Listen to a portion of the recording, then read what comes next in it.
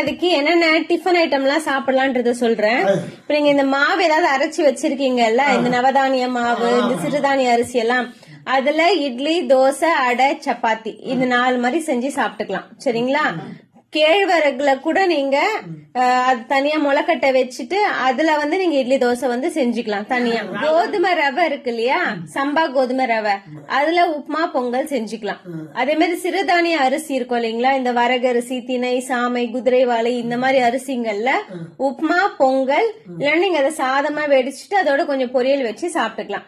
பெரும்பாலும் அந்த சிறுதானிய அரிசியை மதியானத்துல சாதமா சாப்பிட்டுக்கிட்டா கூட காலையில அந்த உப்புமா பொங்கல் அந்த மாதிரி செஞ்சு சாப்பிட்டா. நீங்க நார்மலா இட்லி தோசை தான் சாப்பிடுவீங்கன்னா ஒரு 2 இட்லி எடுத்துக்கிட்டு கூட கொஞ்சம் காய் பொரியலோ இல்ல முட்டையோ அந்த மாதிரி எடுத்துக்கணும். எடுத்தாலுமே ஒரு பொரியல் வச்சுக்கோங்க. அந்த பொரியல் பாத்தீங்கன்னா அது காய் பொரியலாவோ கீரை பொரியலாவோ இருக்கலாம்.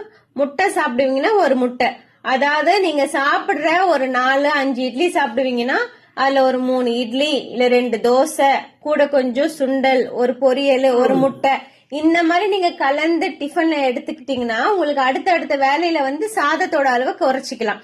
நீங்க சாப்பிடுற ஒரு வேளை உணவுல கூட நீங்க காய் இல்லாமலயோ கீரை இல்லாமலயோ சாப்பிடக்கூடாது. பெரும்பாலும் நைட்ல உங்களுக்கு அஜீரண தொல்லை இருக்குன்னா நைட்ல கீரை வேண்டாம். மத்தபடி 3 வேளையுமே காய் பொரியல் தாராளமா. நாளைக்கு அட்லீஸ்ட் 2ல இருந்து 3 முட்டையோட வெள்ளையாவது எடுத்துக்கோங்க. வெள்ளை முட்டையோட வெள்ளை. சரிங்களா? சோ இப்படி எல்லாம் நீங்க ஒவ்வொரு உணவுலயுமே கலந்து சாப்பிட்டா மட்டும்தான் சர்க்கரை குறையும், இல்லன்னா சர்க்கரை கூடுதலா தான் காட்டும்.